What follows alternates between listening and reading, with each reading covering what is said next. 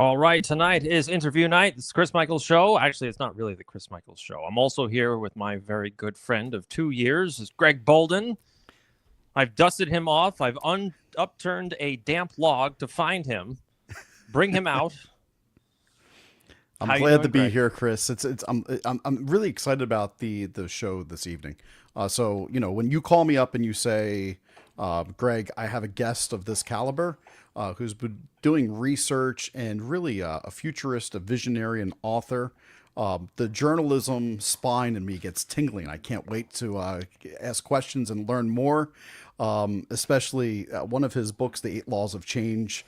I'm looking forward to getting involved into a ton of things because I believe there are 3 guarantees in life: death, taxes, and change. Well, let's focus on change for the better. Exactly. Absolutely. So, tonight, we've got Stephan A. Schwartz, visionary futurist, author, and pioneering researcher who's unlocked the mysteries of human consciousness, including remote viewing, dedicated his lifetime to exploring non-local awareness, including the intentions and the power in healing and how small groups can spark massive social change. We can talk to this man about absolutely anything, so please welcome Stephan A. Schwartz. Stephan, how are you tonight? I'm fine. It's Stephan, by the way. Stephan, I beg your pardon. So that's, I do apologize. Stephan, how are you tonight? All the time. Don't worry about it. Doing well, and I hope you are as well. Well, I truly appreciate the time that you're taking out tonight to speak with us because I've looked at some of your research, and I think it's very, very apropos for what's going on today and how a lot of people seem to be feeling fairly helpless with the amount of current events just overpowering them, whether it is on the domestic side or the foreign policy side, whether we're experiencing what we saw over the past 4 years or the past 8 years or what we intend to see over the next 4 to 8 years. I think you have stumbled on something that is absolutely fantastic, and that is something along the lines of what you brought up in the 8 Laws of Change, which is your book. So what have you found out about the 8 Laws of Change and how small groups of people can somehow assist society as a whole?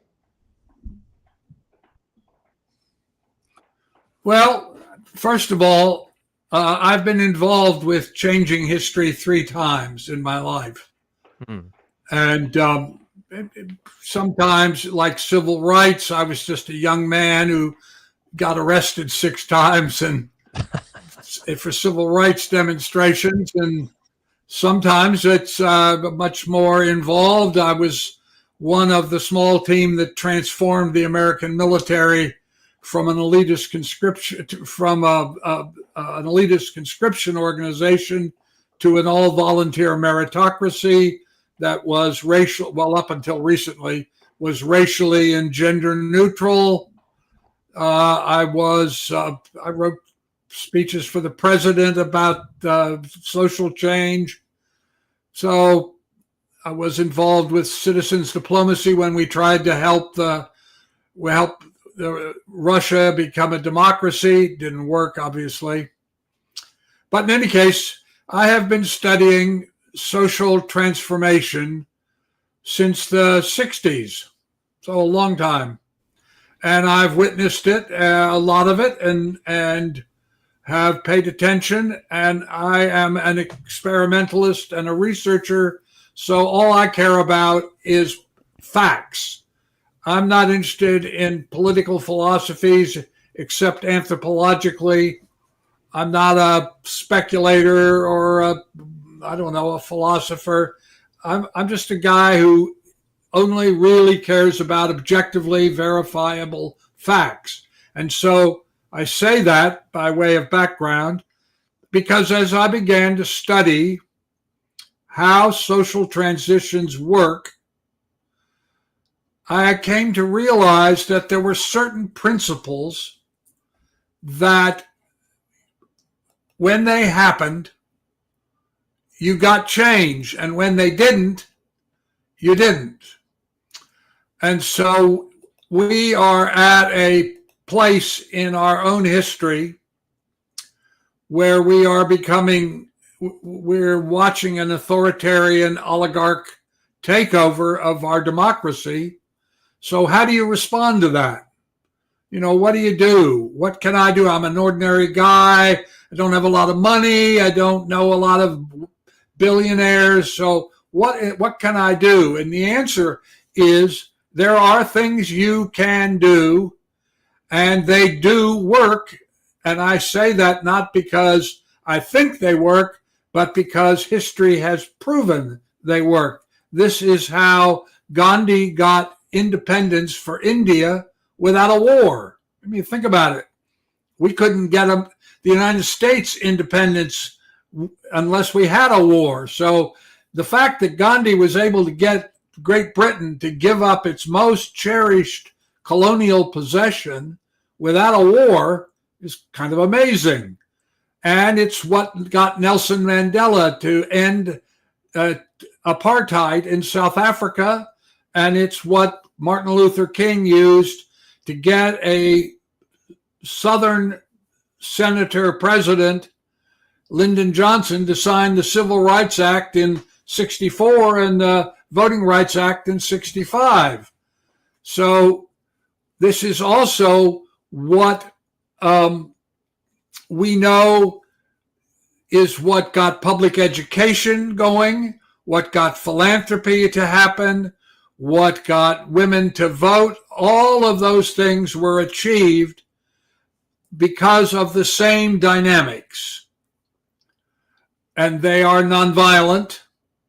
But we know from research, Rensselaer Polytech, for instance, did a study, published a great deal of research on this, that when 10% of any population, whether it's a school committee, a church committee, a community, or a nation, change in consciousness, that the whole community, whatever it is, has to change as well. And so it doesn't take everybody, it just takes enough. And it is required that they make certain choices, because culture is created by shared collective intention. That's why the Japanese cook eggplants differently than the Italians. It's because the culture is different. And so what you have to do is change the culture. And you do that by changing your own consciousness.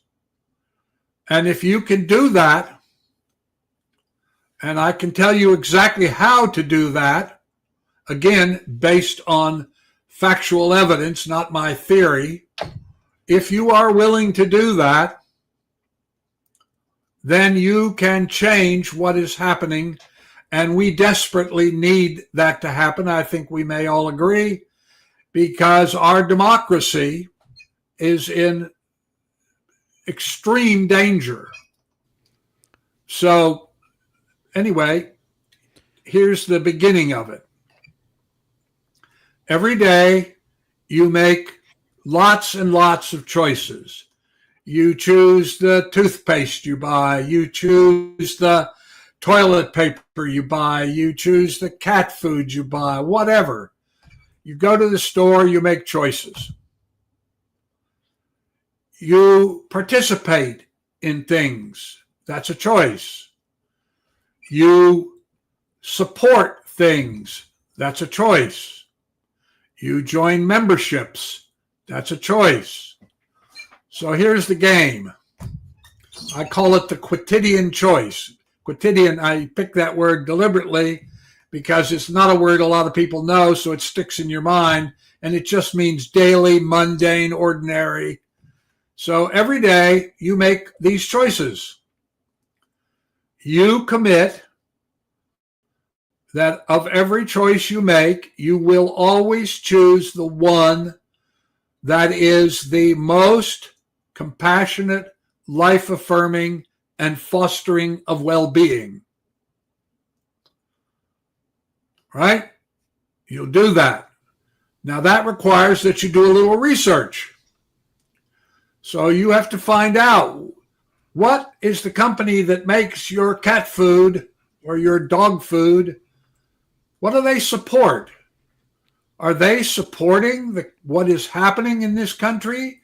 Did their oligarch donate a lot of millions of dollars to make this happen? Because if they did, you don't buy their stuff. You only buy things that are made and sold by companies that support and foster well-being. That's very true. The most important. That's very true. You tell 10 people. Go ahead, continue. Go ahead. No, you tell 10 people that you are doing this as a discipline. Right? Right. You go and you tell your friends, you tell your family, I am doing this as a discipline. I am only choosing those of the options available to me. There may not be a great option, but there is a better option than the others. You always choose the one that is the best, most compassionate, life-affirming, and fostering of well-being. And you ask them to join you in doing that, and to ask 10 of their friends to do that. Now, to give you an idea, that sounds so simple, and anybody can do it. It doesn't matter whether you went to college. It doesn't matter what race you are. It doesn't matter what gender. None of that's not relevant. It's the choice that matters. And to give you a sense of how powerful this is, if the people that are listening to this program right now will make that commitment and tell 10 friends and ask them to tell 10 friends, then the people that are listening to this program can change the course of American history. It's proven. You go out on Saturday for this thing. Well, no. I don't know if we're going to go down that road. I don't know if we're going to go down that road. I'm more interested in your research more than your political views at this point. But I want to get. I don't have any political views. Well, you were about to say. I don't have any political views. Well, I hope not, because I want to get into your research, what you've done, especially with the relations between the United States and Russia. Well, what I've done. Yeah, go ahead.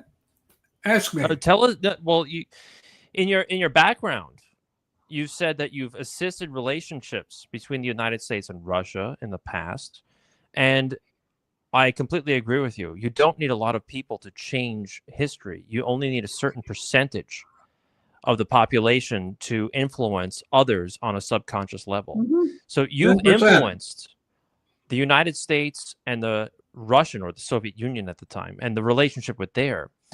I would only assume that it was for the better for all of us. What can you tell us about this? Well, I started going over. The first thing I did was I thought, well, let's keep it completely non-political, because as I was trying to tell you, I don't really have political views. All I care about is, does it foster well-being? I'm not interested in what you're saying.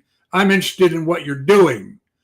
Does what you're doing foster well-being or not? So I thought about this, and I didn't want to get into a lot of political back and forth. So the first thing I started was ArtLink, which was Soviet and American artists.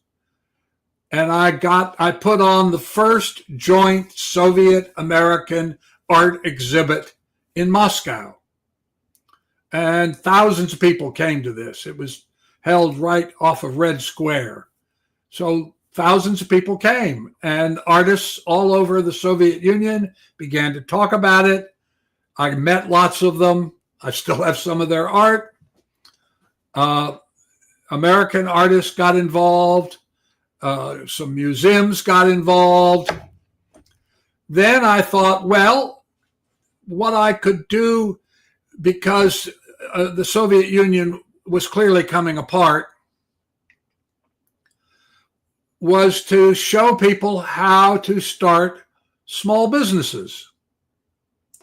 So I started a small business with another guy, and we created what were then called hard currency shops, like 7-Elevens, in hotels, where people who were staying at the hotel, and I started this and got interested in this because I went over on one of the ArtLink trips with a woman who got her period, and she couldn't find a tampon. She ran out, and you couldn't buy a tampon at that time in the Soviet Union. Sure. And I thought, wow. So we would sell things like that. We made deals with newspapers so that they would be sold there. Ballpoint pens. You couldn't buy a ballpoint pen. So we made a deal with one of the companies, and we had ballpoint pens. It was called Sovomenko. It was the 104th joint venture between Americans and Russians in this conversion. Mm-hmm. And so I did that. And one day I got a call inviting me to go to Siberia. And I went to Siberia, and I was asked if I wanted to go to this shamanic ceremony that was being held by people in Siberia, what in the United States would be Native Americans. And afterwards, very interesting experience. I'd been to lots of variations of this with Native American tribes, African tribes, the lead shaman who was running it had a little bag around his neck, which was actually the scrotum of a deer or an antelope. And he reached in, he took out, and he had this little blue stone. I can show you. I can go get a piece and I'll show you. In fact, wait a minute. I will show you. All right. Wow. Sounds good. There it is. Is it lapis? Wow. That's a little blue stone? Holy smokes. What was the size of that scroll? Well, he had just a little piece of it. Oh, I'm going to tell you that he had a little piece of it. That's all. That's the full thing. Anyway. Yeah. So I thought, gee, it made beautiful. It was quite lovely. And it was carved like a gem. And I asked him where he got it, and suddenly nobody would talk to me. And that meant in those days that there was something secret about it that they didn't want to tell you about. And so I didn't press them. And a while later, I used to go to Moscow for 3 or 4 months a year. And one trip I was over, and the phone rang, and I picked up the phone, and a voice said, "Are you still interested in the blue?" And I said, "Yeah." "Do you know where you get it?" And he said, "Be at the place of public execution in Red Square tomorrow morning at 7:30, and hung up. That's scary. And the place of public execution in Red Square is a little round wall with a couple of openings where they used to kill people, where they used to execute them. So anyway, I went down there. I thought, well, what in the world is this all going on? And I went down there, and I was just standing there looking around down in Red Square, and this KGB colonel walked up to me. And I mean, I knew immediately what he was because he had a uniform. He was in uniform. Right. Yeah. And he said, "Would you come with me, please?" So I wasn't quite sure whether I was about to get arrested or what was happening, but I didn't, I said, "Okay." Obliged. So we went down, and he had this Zill limousine, and I got in this limousine, and he pulled the curtains so that you couldn't look out. And we started driving, and I had no idea, where we were headed or anything. Anyway, we drove for about an hour, And finally I pulled one curtain back, and he didn't talk very much. He really wasn't interested. We just sat there in this limo with this guy driving it. Anyway, we got to what looked to me like a collective dairy farm. Okay. In those days in the Soviet Union, farms were a collective. They were, a number of farmers would be assigned to work there. It doesn't exist anymore. But anyway, so we pulled up to this, what looked like what I thought was a dairy farm. And I noticed when I got out of the car that there were two guys with machine guns standing just in the door. And I realized it wasn't a dairy farm. And I went into the building and was standing there with this colonel. And after a while, we stood there for, 2 or 3 minutes. And then this group of people came down the hall, down the corridor. And the colonel spoke to one of these men that was clearly the boss. And then the boss turned to a young man about 20 or 30 and said something to him in Russian. And everybody else went away. And this young guy was left. And he spoke English, very good English. And he said, "I'm supposed to show you around." And I said, "Oh, well, okay." So we started walking around. And I realized not only was it not a dairy farm, it was some kind of laboratory.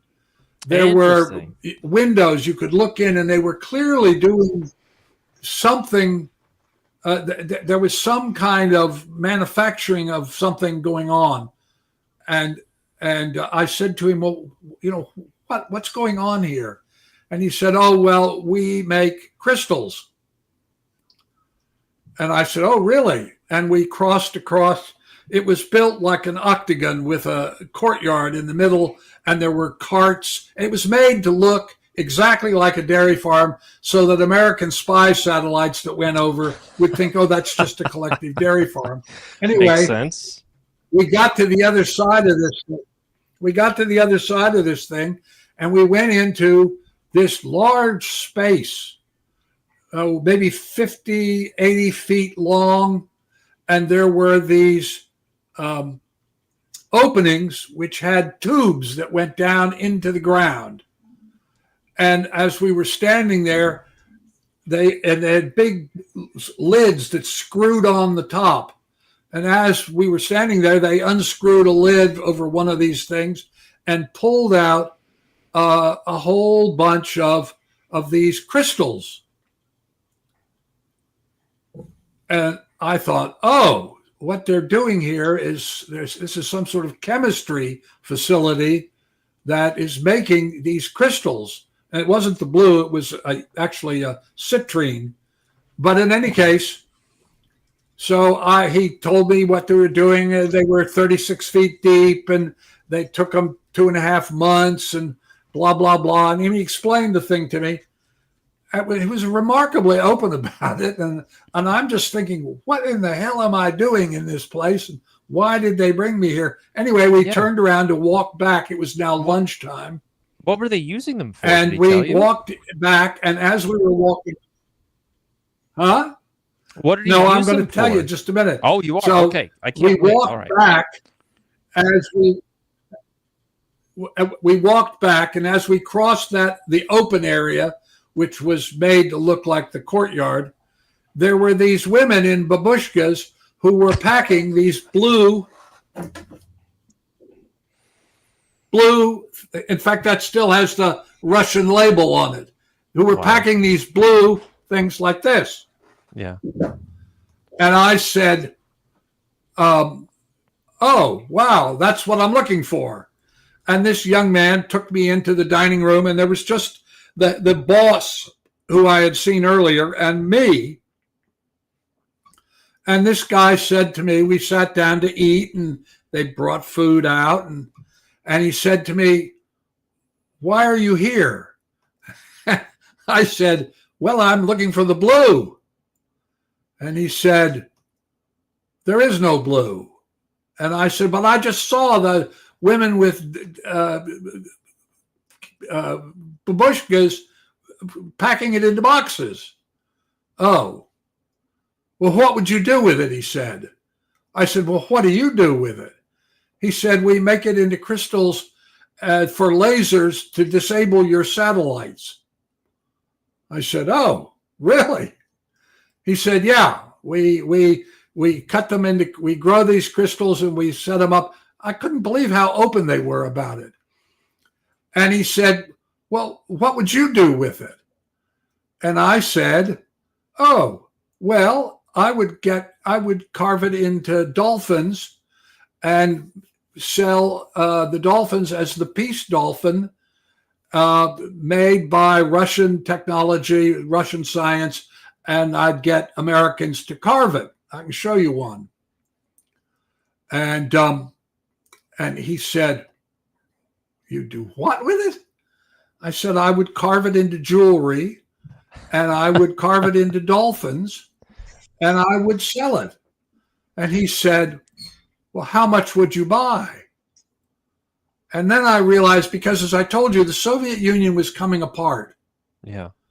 And people were beginning, this was the beginning of Russians, particularly senior position Russians, beginning to think about, how am I going to make a living? How can I make serious money? Mm-hmm. And he said, how much would you buy? And I said, well, how much do you make? And he said, well, in the course of a year, we make about 2,000 kilos. I said, I'll buy it all. And he said, what would you pay for it? And I thought about it for a minute, and I thought, how much money did I have in the bank? And could I call a couple of friends and they could help offer money? And I said, well, how about $55 a kilo? And he said, how about 60? I said, okay. And he said, all right, we'll do it. And I thought, what? Anyway, the colonel came back who had brought me there. Yeah. And they had an exchange in Russian that I didn't understand. And the colonel said, okay, we'd finished eating. And he said, okay, we go back. And I went back, and they took me back to Moscow. And the colonel said to me, we will bring the material down tomorrow, and can you arrange to have the money sent? And we'll tell you where to send it. And I said, yeah, okay. So I got back, and I immediately called back to the United States. And I got two friends of mine who were much wealthier than me. And I said, I have just bought the world. Oh, that was the other thing. I said, I would like the world rights to it. And he said, well, if you continue buying it, then we'll let you do it. Anyway, I called and said, I need to get this money transferred. And I don't know where it's going yet. And then about an hour later, I got a phone call and it said, you're to go, you send the money to Switzerland. And they gave me an account number. And so I called back to the Americans and said, this is where the money has to go, and this is how much money it has to go, and all that. And the following day, I got a call, and this colonel showed up again. And he said to me, I'm going to take you. We've moved the material down. And he took me to a warehouse out near the airport. Right. And in these wooden boxes were the stuff. So I took it all out. And because I didn't trust them, they clearly didn't trust me either, I wrote my initials and a number on with a magic marker on each of the blocks and put them back. I unpacked them all. It took me hours to do it, the rest of the day, basically. And then I said, okay, now what happens? And the colonel came back and he said, tomorrow we will take this to the airport and we will put it aboard the plane as soon as we've been notified that the money has been shipped. And I said, we'll transfer the money as soon as the plane leaves Russian airspace. And so the next day we went out. They took me up into the control room, air traffic control. And then I saw the Pan Am plane and a pilot outside of his plane. And I went down and said to the pilot, listen, can you do me a service? And he said, well, I don't know, maybe. I said, when you leave Soviet airspace, would you say, hello, whatever it is you normally say, have a Mickey Mouse day? And he said, that's really weird. I said, I know, but you see these boxes they've been loading into your plane? I'm buying them, and I want to make sure that they actually, are what's happening is what we agreed. Legit, and he said, well, that sounds really silly, but I'll do it. So we went back up into the air traffic control, and he called after a while. This is Pan Am 108. I'm leaving Soviet airspace. Have a Mickey Mouse day. And the colonel was there, and another guy, and they handed me the phone, and I called, and I said, transfer the money. And the money got transferred in a few minutes, and they'd all prearranged it. And so I brought it back, brought it into the United States. Nobody had ever seen it before. They didn't know what it was. And they wouldn't let me get it out of customs. Of course, because they'd never seen it before. They didn't know what it was, so they wouldn't release it. Yeah. So I had to go. I hired a lawyer who was a guy that dealt with customs and importing things, and I took him to lunch at a restaurant in Beverly Hills, and I took one of these blocks with me, and I was talking to him and saying, I've got 2,000 kilos and I can't get it into the country, and I don't know what to do, and I need your help. And so we're talking, and all of a sudden the guy comes over to me and he pulls his jacket open, and he's got a badge and a gun. And he says, now what's going to happen is we're not going to have any problems. You're going to get up very quietly. You're going to pick up that bag. You've got this brown paper bag, and we're going to go outside. The attorney just goes crazy. He's yelling, and this whoever this guy is says, shut up. And so he shuts up, and we go out. We put our hands on the side of this car. Oh, my God. And we see a television crew pulling up. And I realize that what's going on is that this is some kind of narcotics guy, and he's called a news outlet because he's going to make his career with this 2,000 kilo deal. And I kept saying to him, you want to open the bag and look at what's in the bag. It's not what you think it is. Yeah. And while we're standing there having this conversation, a senior guy pulls up, and he comes out and he says to the man who arrested us, or anyway, he got us out, what's going on here? And the guy said he's got 2,000 kilos, and he says he's got a kilo in the bag. And the senior guy says to me, open the bag. What do I got here? And I pulled out this. Right. Right? Yeah. And he says to the guy, what the hell is that?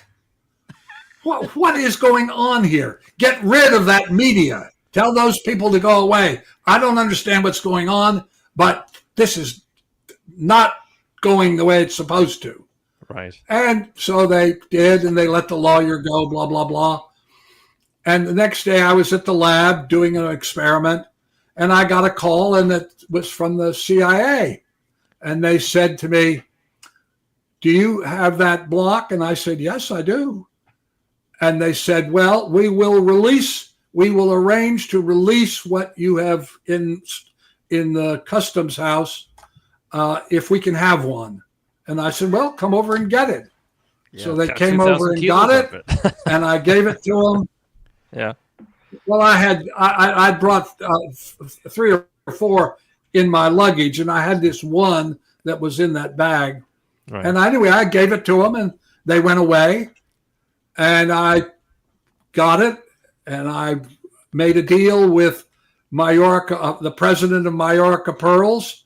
It's a very well-known jewelry company, and to manufacture the stuff. And I made a deal with QVC on television to sell it. And I got Omar Sharif and Suzanne Summers to be the sponsors, to be the faces of the selling. And my wife named it Siberian Blue because I had first seen it in Siberia. And if you do a Google, you will see Siberian Blue on offer. But it all started in outside in this little town outside of Moscow, where I first got this stuff. And as an example, it transformed the laboratory from a government thing because the government was coming apart, and it became a business. Right. And this guy who was the head of the laboratory where they grew it, suddenly he was a wealthy man. He and whoever else he made deals with. And so we made it and sold it for several years until it became clear that what had been the Soviet Union broke apart, and that what was happening was it was becoming authoritarian. Right. And I did not want to be involved with, I didn't want anything to do with an authoritarian government like that, because I could already see the corruption and the oligarchs and all of that, and just what's happening here.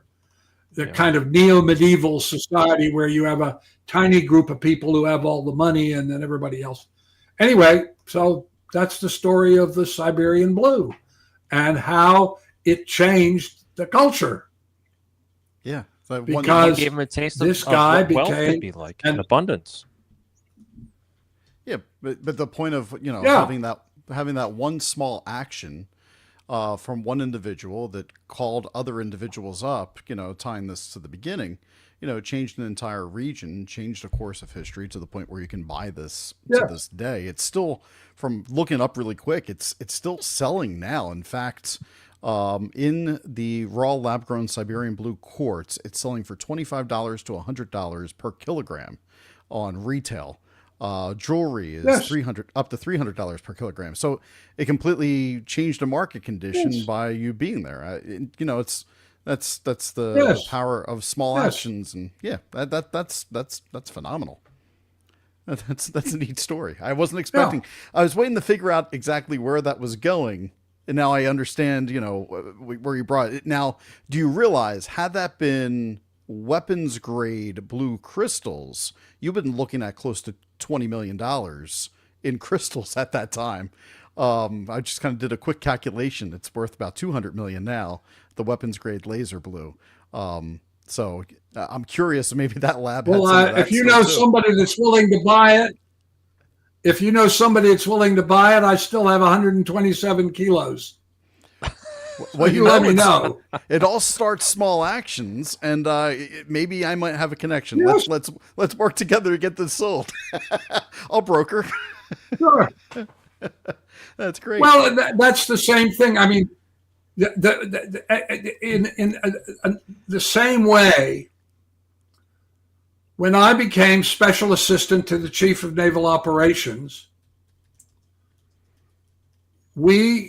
this tiny little group of people around Elmo Zumwalt were committed to changing the American military. Zumwalt was the chief of naval operations. I was one of his special assistants. There were 4 of us, little tiny group of people And the idea was to get rid of the draft. Now, I'm a vet from the Vietnam era, when you get a draft notice and you would have to show up. To change that to an all volunteer military, that's a huge deal. And I wrote all the speeches that explained it, one of which got printed by the New York Times. It's the only time since MacArthur that an entire speech in its totality of a chief of naval operations was printed in virtually every newspaper in the country.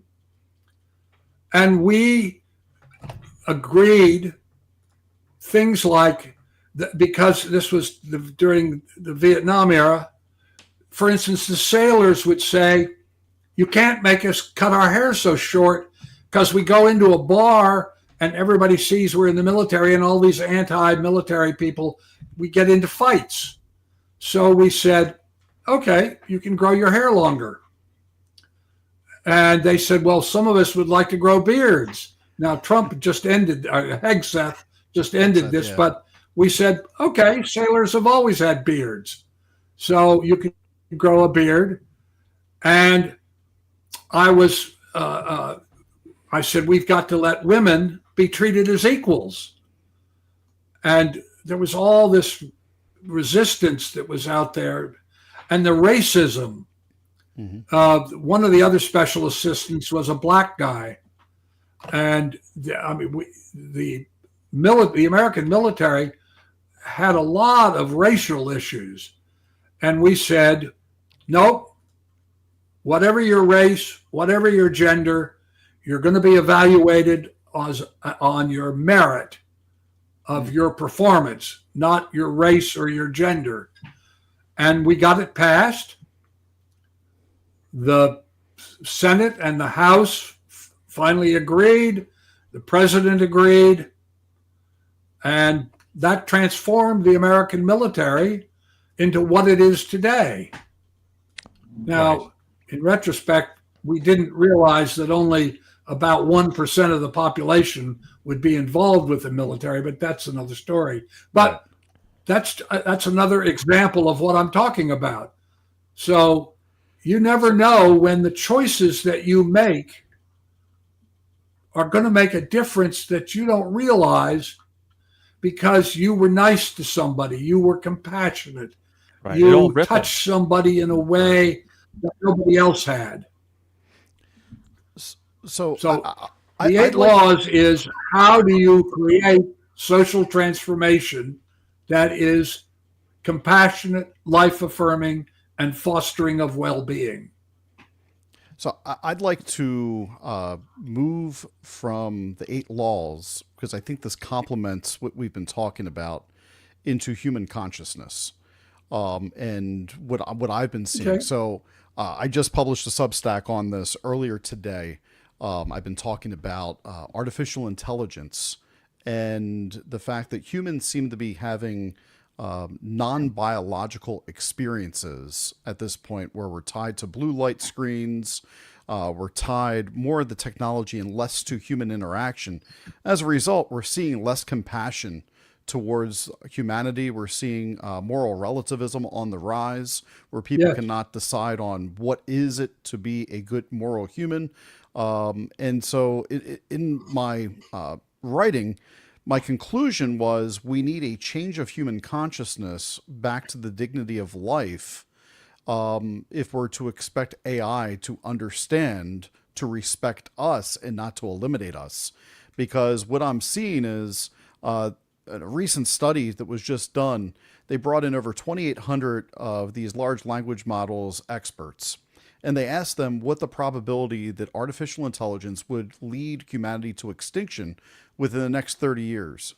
And they said there's a 1 in 10 chance. And they didn't want to be fatalistic about it, but they said there's literally a 1 in 10 chance. Okay. So you've talked about profound societal changes by 2060. And we're taught about human consciousness. Can we maybe get your thoughts on artificial intelligence, its role in what has been forecasted into 2060, and what human consciousness needs to do to protect ourselves from ourselves in the future. Okay, well, let's start with this. Both I, in my research, and MIT, using a completely different technique, and Oxford, using another technique, and a third laboratory, I can't think of it at the moment, it'll come to me in a second, have all concluded that by 2040, that's 15 years from now, we are going to go through a cataclysmic civilization, humanity-altering crisis. Now, the agreement about this date, 2040, as I say, it isn't just me. It's several other laboratories that are looking at AI. They're looking at trends. They're looking at all sorts of things. It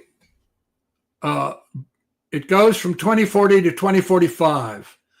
By 2060, according to the remote viewers, and I've been doing this remote viewing experiment for 47 years with thousands of people, where I ask them to describe the future. And I've published a paper. You can go to my website, StephanASchwartz.com. You can download the paper. I'm going to write a book about this. By the way, congratulations, Greg. You did exactly what needs to be done about that. Your Substack. Anyway. Well, thank you. So 2040, 2045, it's going to be really difficult. By 2060, according to the remote viewers, we have come out of that, the people that have survived, and have completely restructured culture so that it is involved with fostering well-being. Now, if you look today at those countries which have the best healthcare, the best education, you will also find that these are the happiest countries. The United States is in dreadful shape. We rank, 36th, 38th in healthcare. Maternal mortality in the United States is 5 times worse than any other developed democracy. Our passport has just been taken out of the top 10 passports. The thing that really concerns me, and this involves directly with AI, is that the development of social media and its involvement with AI is causing American children to become virtually illiterate. 54% of Americans can't read past 6th grade level. 43% can't read past 5th grade level. 5th grade level is the girl crosses the street. What's happening as a result of social media is that children are becoming depressed, suicidal. For instance, in Beverly Hills, in California, the creation of fake porn by 7th and 8th grade boys, taking pictures, faces of girls in their class and using AI to create fake porn, which they then distribute onto the internet. And so these girls, imagine, I don't know if you have a daughter or you can remember what a 13-year-old girl was like. But, you're a 13-year-old girl and you suddenly see yourself in some sex act, and all of your classmates are seeing this. What does that have psychologically? Right. It's devastating, yes. So what's also happening is people are beginning to trust radio more than any of the media. Why? Because radio has human voices. Greg, now, the problem is, what we already know is that AI can create human voices that you can't distinguish from actual human voices. And so what's happening with AI is it has been allowed to develop purely on the basis of greed and profit and power. Right. That's the problem in the United States. We as a country have gone from a country where fostering well-being was the national characteristic for which we were famous, to a country who has only two social priorities: greed and profit and power. That's extremely and true. We are creating a neo-medieval society. Yeah. I think it's on a global scale too. 1%, yes, 1% have made $52 trillion. Mm-hmm. And the average people are actually frightened. I just wrote something about this. People are actually frightened about the cost of dying. Oh, yeah. Because they can't afford to die. Yeah. A lot of people we're are at a shaking place two nickels where together and hope to get a quarter. But you've brought something up. Then you said something, and it was just in 2 seconds. I want you to expand upon it. You said the 2040 decade is going to be pretty rough for us. So you've created a group of remote viewers that were able to project themselves into the future and get solid information. And as you brought up in the beginning of the show, you deal with data. You're not into making any kind of conjecture. You strictly deal with the data.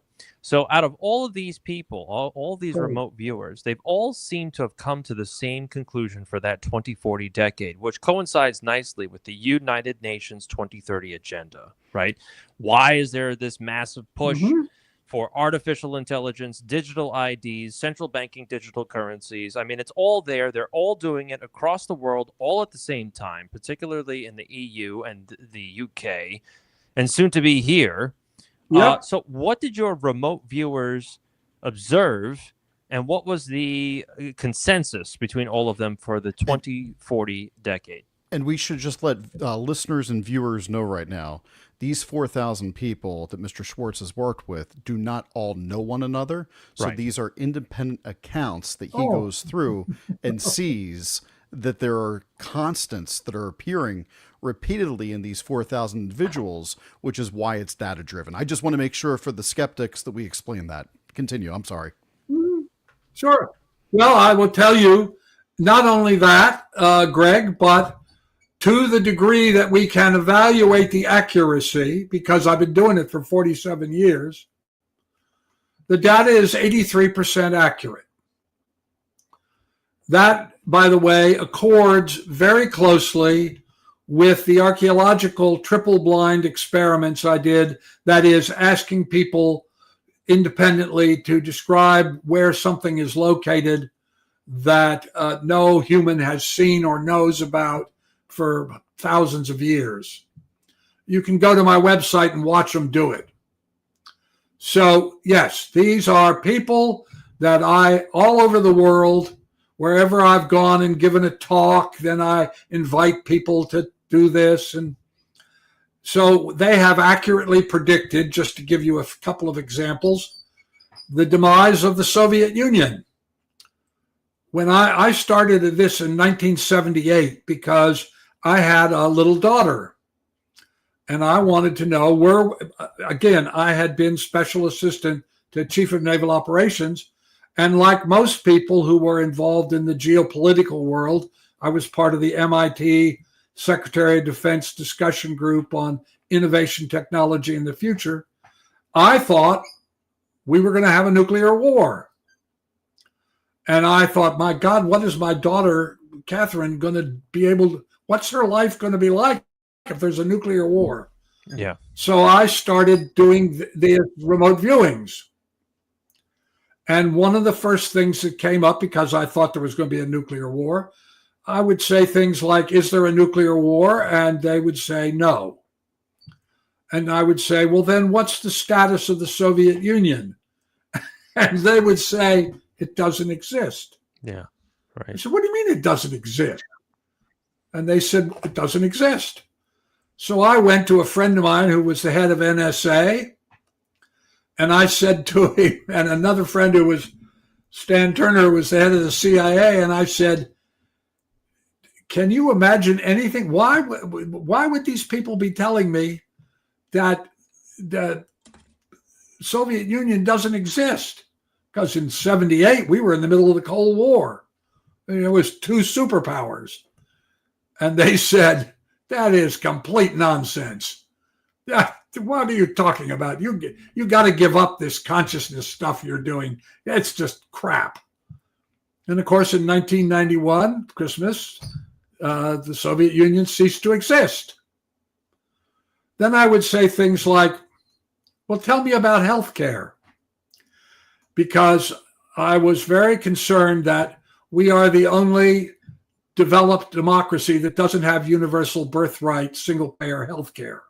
We have terrible medical care in the United States. Not the doctors and nurses, but the way the system is structured.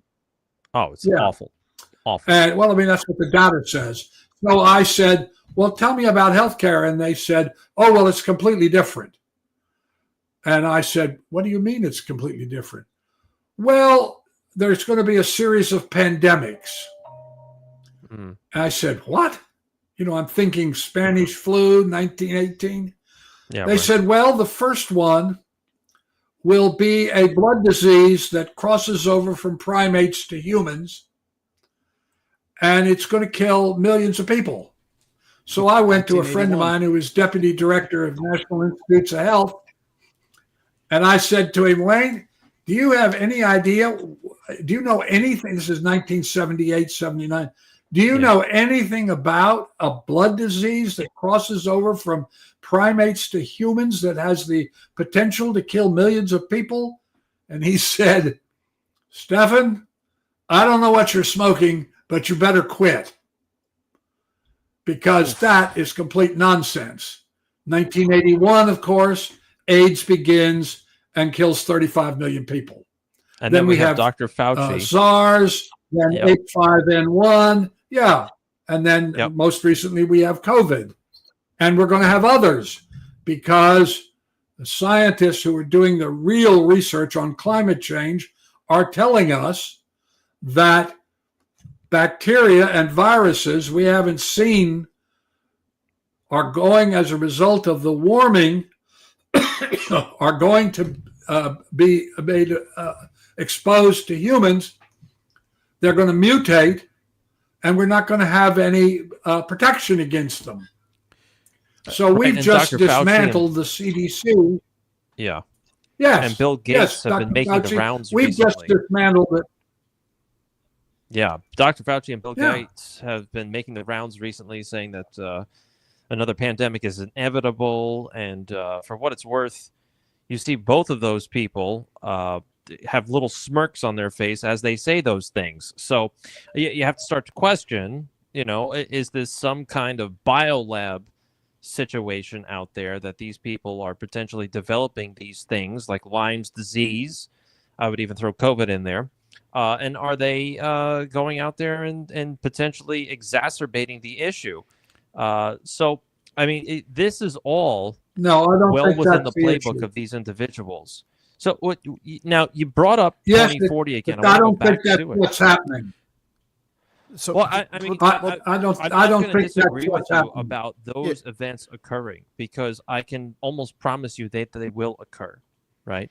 But the genesis of those events, I'm not sure if we're on the same page about. Yeah, I was going to say, Chris, you know, with the remote viewing and stuff, I'm curious, has it ever come up about, you know, the evilness of humans and what we do with gain of function research what we do with viruses. Yes. I think that's what Chris is getting at. He's saying that, sure, there may be things as the Earth gets warmer, for whatever reason we're getting warmer here.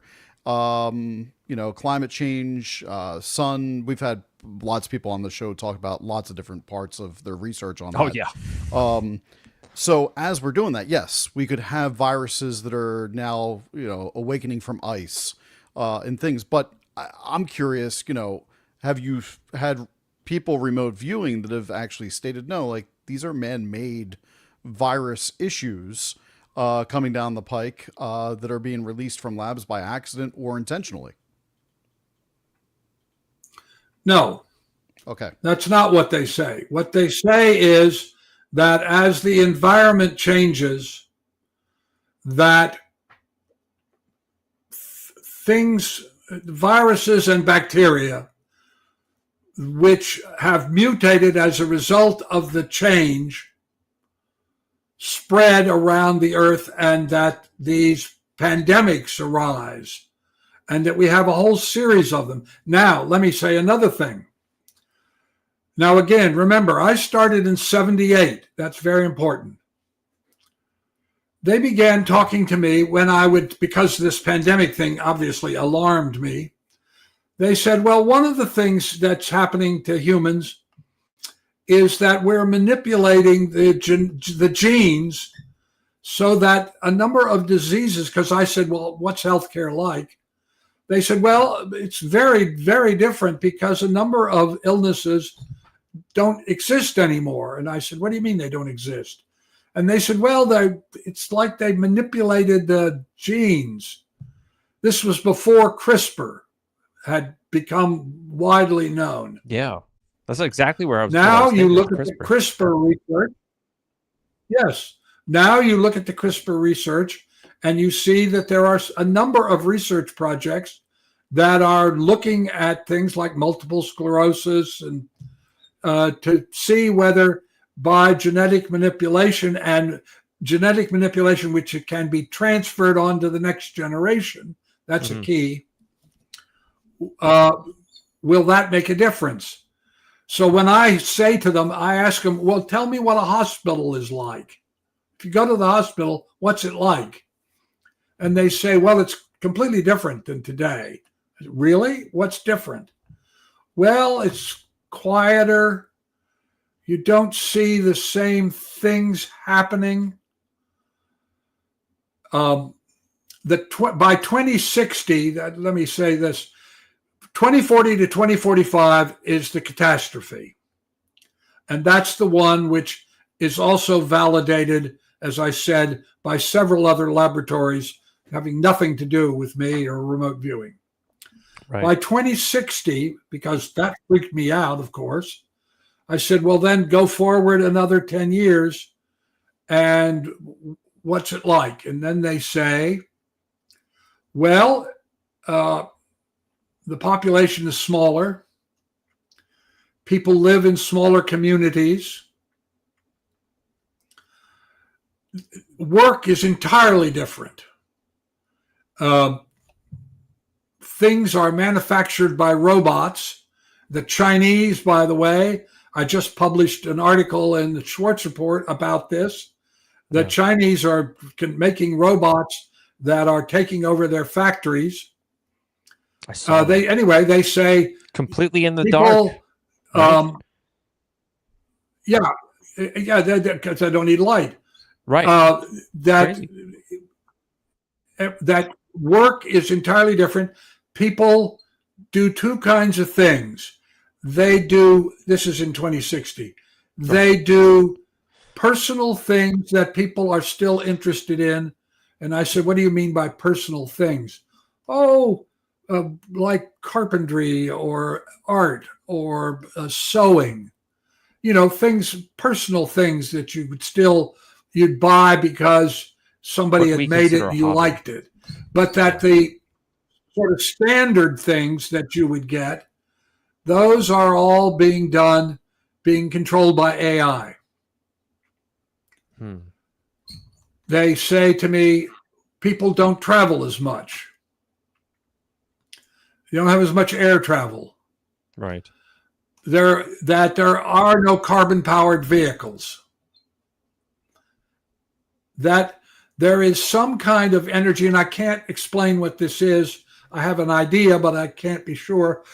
They talk about these small boxes that you can buy that get warm but not hot and that provide power. And the size of the box depends on how much power you need. Now, is this cold fusion? I don't know. Is it something else? Some technology we don't even know about yet. I don't know the answer to that. First thing that pops into my but head in is any radium case, from the early 1900s. could be. I don't know. I mean, I don't know the answer to that. All I can tell you is people, when I talk to them, they say we live in smaller communities. We don't travel as much. No carbon energy power. Healthcare is completely different. What's population look like as far as numbers? Well, you can't ask remote viewing. That's too analytical. What you can say, you can't ask a number. What you can say is, and what I did say is, has population increased? Is because remember, when I was part of the MIT discussion, Innovation, Technology, and the Future group, we were concerned about overpopulation. Everybody was freaked out about overpopulation. You may remember a famous bet that went on because they thought we're going to run out of raw materials and we're going to have too many people. And there was a famous bet for $1,000, and the proponents of overpopulation and running out of things lost the bet.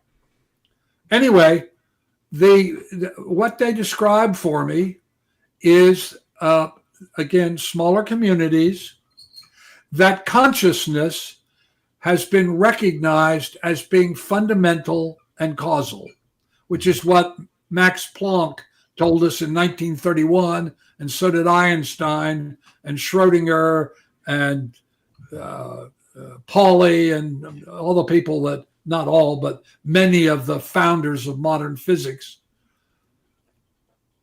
There is a recognition about the continuity of consciousness. Now, that's what the research is telling us. You look at the reincarnation research, you look at the near-death research, something like 14 million people have had near-death experiences. And they report these same things over and over. You look at, for instance, the work of Bruce Grayson at the University of Virginia, or Pim van Lommel in the Netherlands. Or you look at Ian Stevenson's reincarnation research or Jim Tucker's reincarnation research. What you see is, and additionally, in all kinds of disciplines, it is becoming increasingly clear that all living beings have some form of consciousness. Correct. Fungi, trees, dolphins, octopus, whatever. Everything. And that all consciousness is interconnected and interdependent.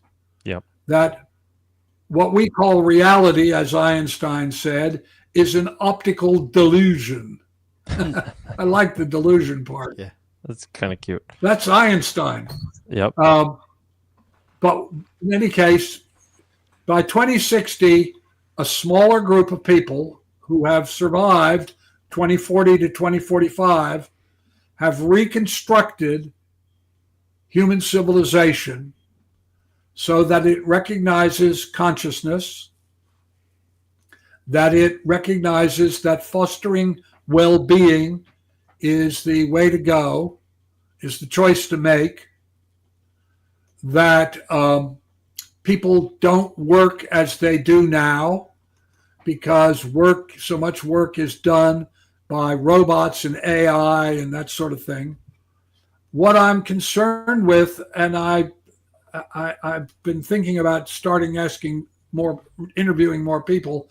The problem is you have to be careful now because when you do remote viewing, you don't want to get lost in what people already think about something, the analytical overlay part. Yeah, so there's so much completely makes the whole result bias that influences people. Yeah. So in any case, it's a better world. The United States still exists, but it's a very different country. Real power has evolved down to the states and groups of states. I have been following this now for 40 years. It's what I call the Great Schism trend, where we have become two cultures in a single country. Right. And by 2060, what's happened is that that schism has resolved itself overwhelmingly, but not entirely. Mm-hmm. I have a couple questions about what we're seeing currently with billionaires, and perhaps your 40 plus years of experience, and then looking into the future, what we've seen, how this all connects. So I'm going to ask you a couple questions to lead in to kind of figure out. If there's anything you can answer, then feel free to say, I can't answer that, but I'm trying to establish absolutely our government's role. So if we go back to like the 1970s, 1980s, I'm familiar with the Stargate program that's been documented. The Defense Intelligence Agency was trying to get into power psychology. The remote viewing, the remote viewing side, they were pretty heavily exploring in the 70s and 80s, according to the documents and stuff. Was that anything that, from a government standpoint, you ever found yourself involved with, or have you always been independent? I turned down $1,600,000 a year guaranteed for 5 years in 1987 because I would not do classified research. Wow. Okay. I felt that anything we knew about consciousness should be made available to everybody who was interested. The Stargate program has just all kinds of misinformation about it. First of all, it was classified, so they were never given. If you look at, for instance, my archaeological work, I do concept by concept evaluation by independent scientists. So if I say, for instance, Greg, the man in the black shirt with long hair, that's man, black, hair, shirt, it's about 5 concepts, 4 of which are correct. 1 is wrong because your hair looks like it's brown instead of black.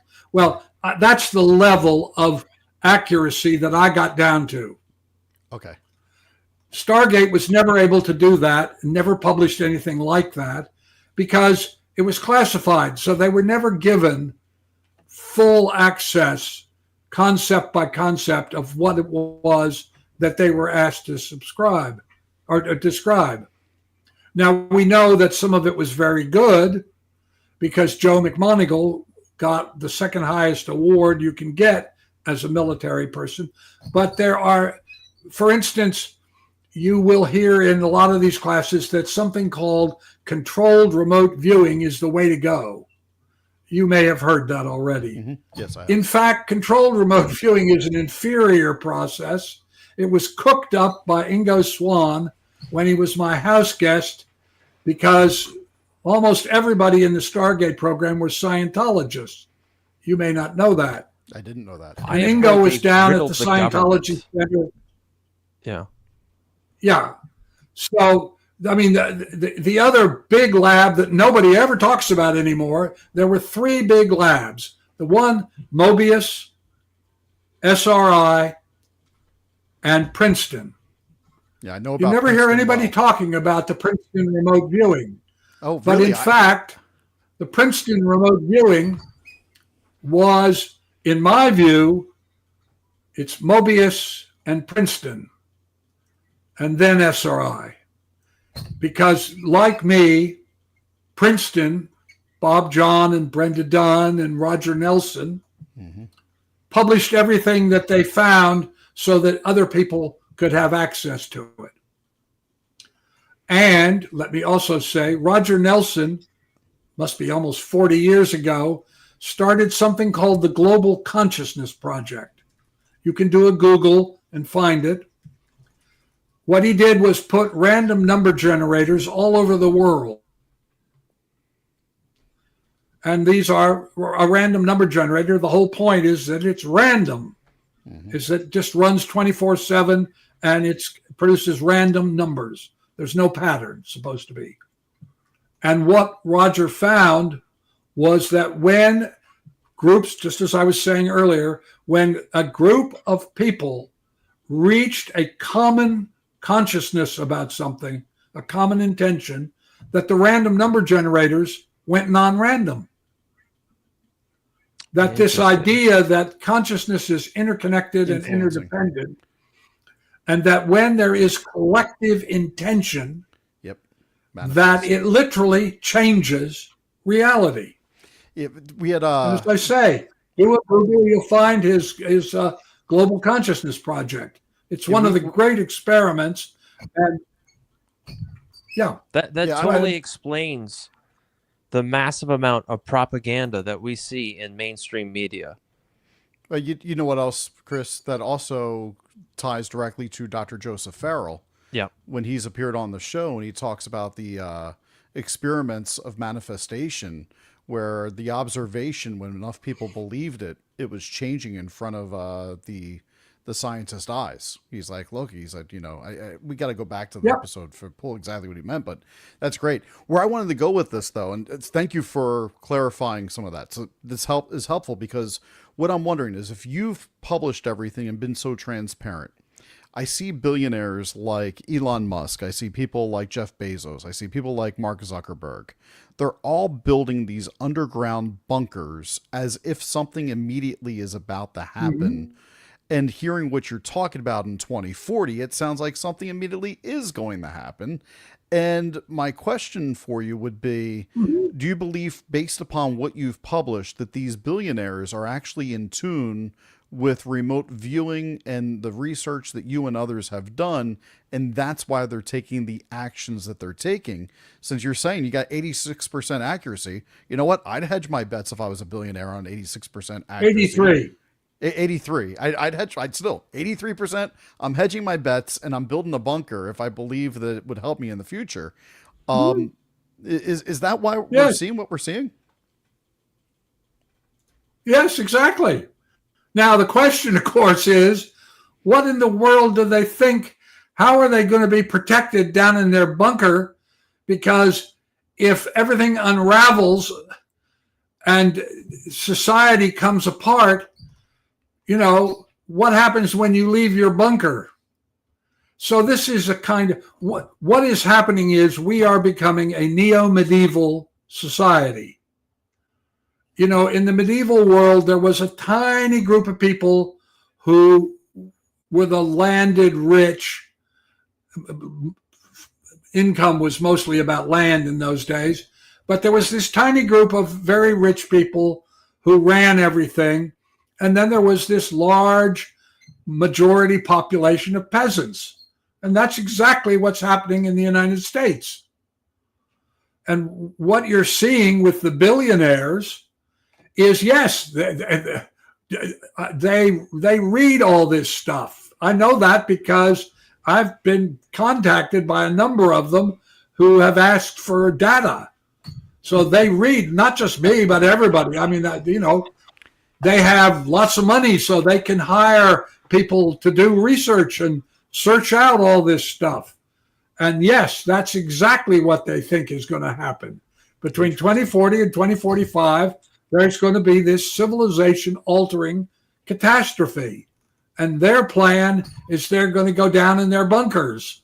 And they're going to stay there, I guess, for 5 years. And then they're going to come out. I personally think it's crazy, but that's neither here nor there. But in any case, yes, that's exactly why they're doing it. What has been viewed or recorded about what is going to happen in 2040? Is it asteroids? It's not nuclear war. We crossed that out Is the it list. the sun? Is Famine? it pole shifts?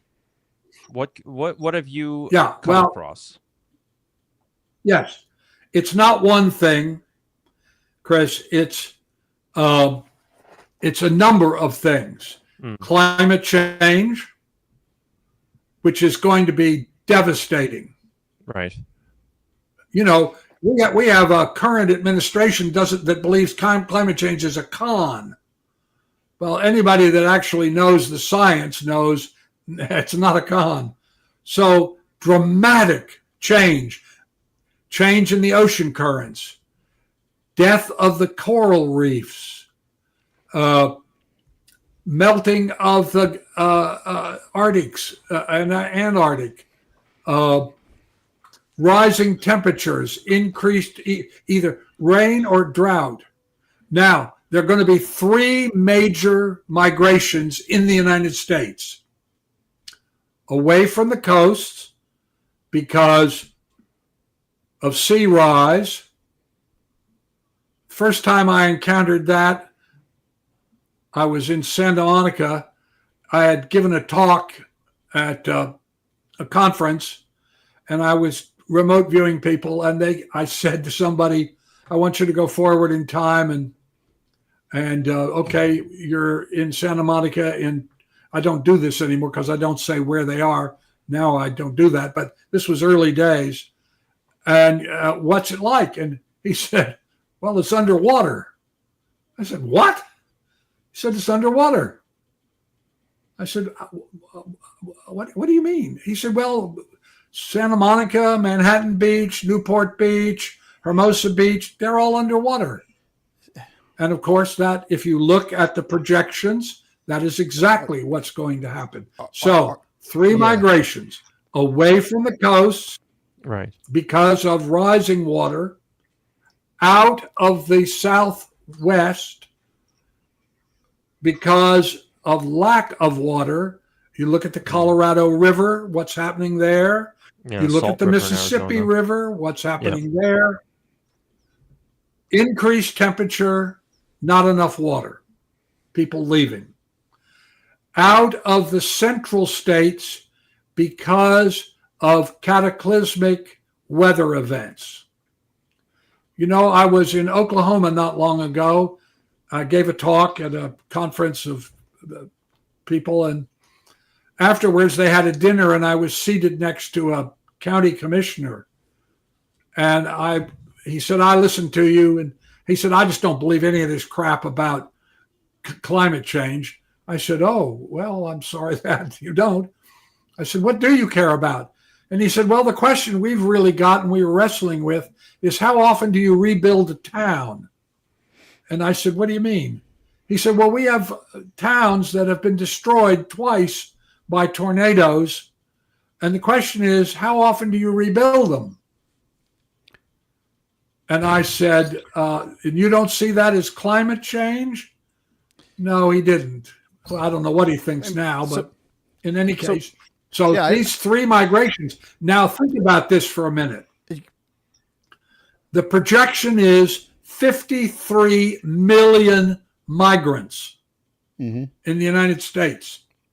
I think internal migration. Yeah. So I spoke at a medical conference, and I said to the doctors at this medical conference, what would you do if 10,000 people suddenly moved into your town? Where would they go to the bathroom? Where would they sleep? Yeah, totally. 11% were likely to be diabetics. Where would they get insulin? And a group of doctors came up and took me to lunch afterwards and said, we could not deal with any of that. Right. We are not prepared for any of that. So we're talking about something 15 years in the future with 3 migrations involving 53 million people. So how do you think we're going to deal with that?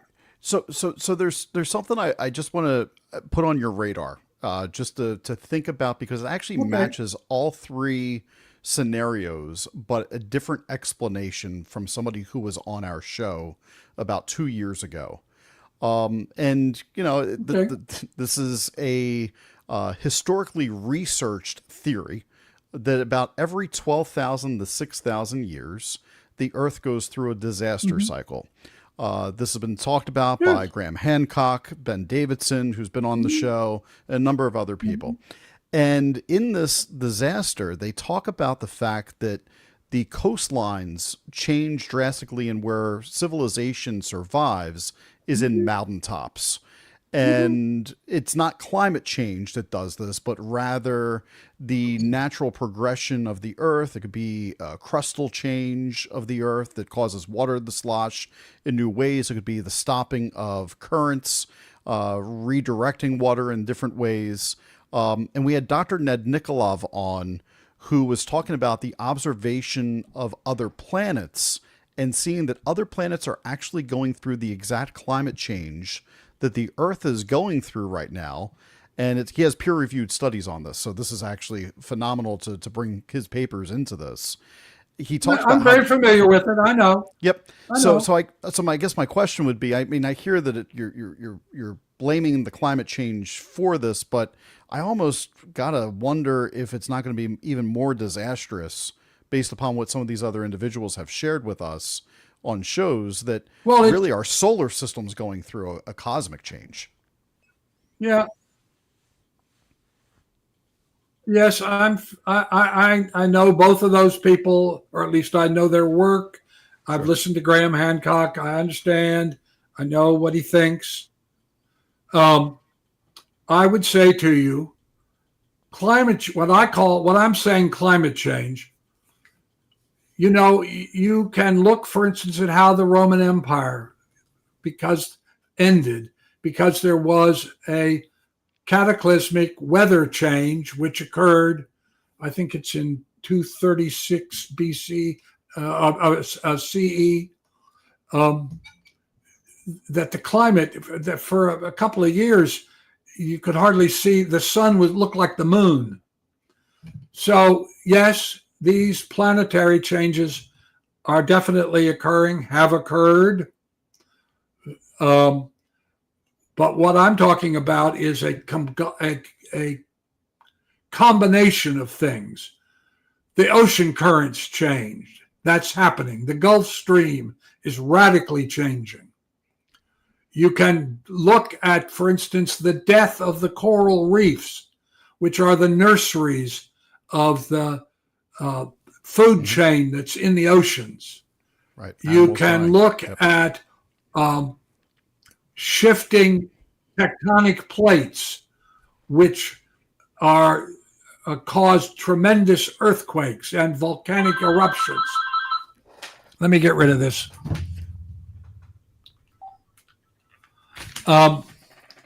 So it's not a thing.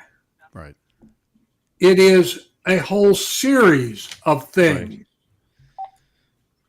that have occurred over a relatively short space of time, which have resulted in these huge migrations, which completely disrupt the infrastructure of the culture. Mm-hmm. As I said to these doctors, what would you do? And they said, we couldn't handle it.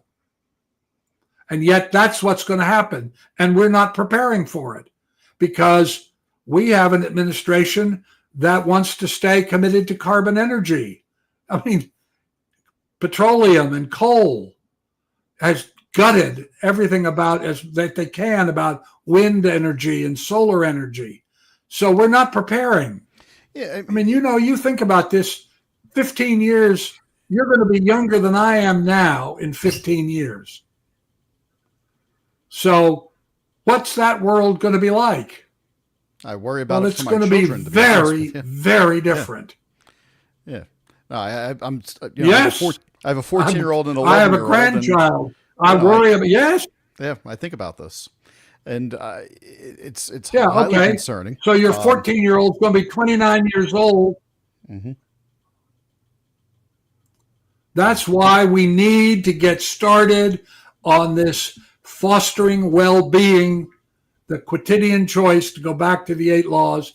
That's why we need to start and get this underway, because if we don't prepare for what is coming, we are not going to cope with it well, and it's going to be disastrous and very fatal for millions of people.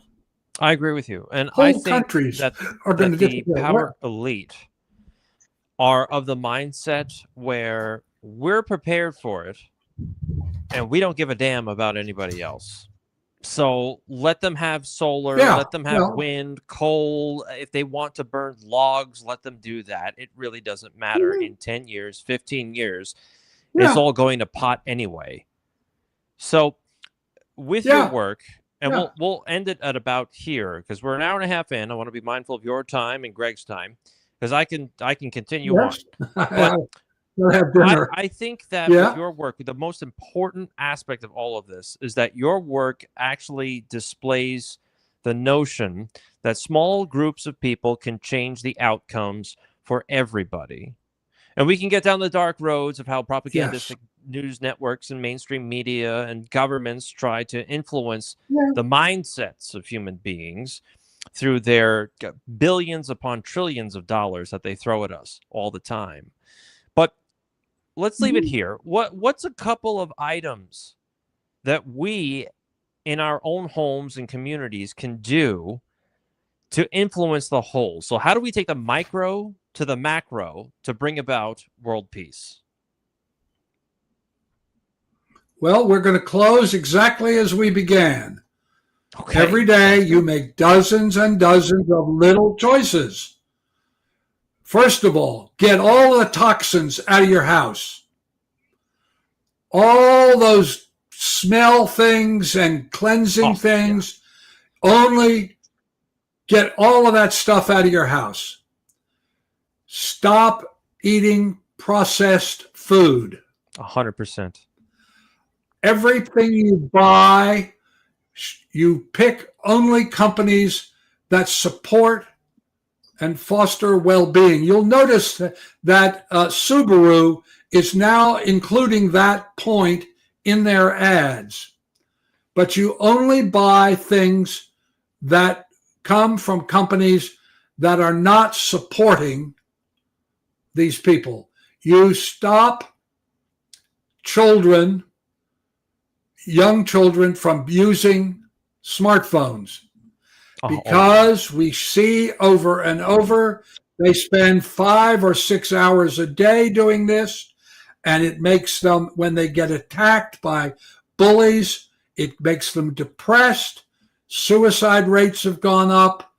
Girls particularly are vulnerable to this because of they're sensitive when they're going into puberty. Yep. And to have people attack them, you stop it. I will tell you, I do the schwartzreport.net every day. You can subscribe to it. It is getting harder and harder for me to get factually accurate information because what is happening, and this is again the AI part, the use of misinformation, the weaponization of misinformation is having an enormous effect. So you want to only check things which you know to be factually accurate. You want to only do things which foster well-being. I mean, all of this seems very tiny. Okay, so I'm going to go out and get some cat food, and what kind do I buy? That kind of thing. But those experiences and those choices, and when you tell your friends that you're doing it and invite them to do it, that's how you do it. It's not some big thing. It doesn't matter about the billionaires. What causes social change is when 10% of a population change in consciousness. The entire population has to change to accommodate. And I will give you both some examples. When you were boys, you probably remember you went to somebody's house as a little boy, and on the coffee table in the living room, there was a pack of cigarettes and an ashtray and a lighter your mother told you not to fool with. You don't see that anymore. No. When was the last time you heard someone use the word Negro? Why? Nobody passed a law that said you can't do it. It changed because the culture of individual Americans said, I'm not going to use that word anymore. I quit smoking. Nobody outlawed. You know what? The president didn't go on television and say, no one can smoke anymore, but you don't see people smoking. You don't see people doing certain kinds of things like that.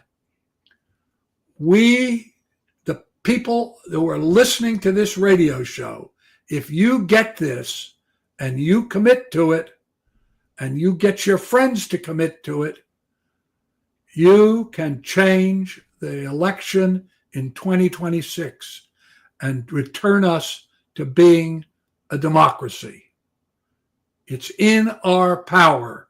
The question is, are we prepared to accept responsibility and act accordingly? Well, I can tell you this, that Greg, being a libertarian, this is all music to his ears because he truly believes that we should get back on track to what real American values are all about, not what we've been experiencing over the past 8, 10, I'd even go 25 years. We've been in some kind of morass that hasn't really left us. And I think that they intend to make us continue along this muddled path of discordance and confusion. But it's people like us that are able to kind of cut the wheat from the chaff. We're able to discern. That's one of the main reasons Greg and I came together. It's one of the main reasons why I brought you here, because we can see the game. We can see the moving pieces. We can see the people manipulating or trying to manipulate the outcome of all of these events. We can see through all of the propaganda, and it doesn't matter what side of the aisle that you're on, right? We all have a job to do, and that is to create discernment. I think one of the biggest messages that you have for us tonight is that we need to bring it back and focus on ourselves, our families, and our local communities. Because when you do that, it creates a ripple effect. And if you're a believer in quantum mechanics, that means that it will be influencing everyone on an exponential subconscious level. And you'll be able to change the outcome of what we're being forced to endure currently. So, Stephan, thank you very much for joining us tonight. If people want to find out more about your work, where can they go? Yes. And you go straight over to the schwartzreport.net, where you guys can subscribe directly to Stephan's Go to my personal website, StephanASchwartz.com. Go to the schwartzreport.net, my daily web publication. Go to academia.edu. All of my papers are up there. If you go to my personal website, you'll get everything's on the personal website. It'll take you to all the places. Start meditating. We didn't touch on this, but develop the practice of meditation because it will change who you are at a fundamental level. And be brutally honest with yourself. And you can get Meditation for Modern Minds, which is a non-religious, entirely science-based way to meditate. And it'll walk you through it. So everybody out there, I do thank you guys. You to go over to these websites, and I want you to take a look at some of these meditative techniques, because I think it could all do us some good to come back home, particularly within ourselves, and try to change the world, starting on a personal level, and then expand it to a community, and then the globe as a whole. Greg, Stephan, thank you very much for being on tonight. And we will be back next Thursday, I believe. And we will have another interview night with another amazing guest. But tonight, I really want everyone here to go over to Stephan's websites, because you really can't get enough of his information. I also want you to look him up on YouTube. Plenty of interviews with Stephan over there, too. Expands upon everything that we've spoken about tonight. And it is definitely worth a listen. So, Stephan, Greg, thank you very much for joining me on the Chris Michaels Show on a Thursday night. Thank you, Chris. Nice meeting you, Stephan.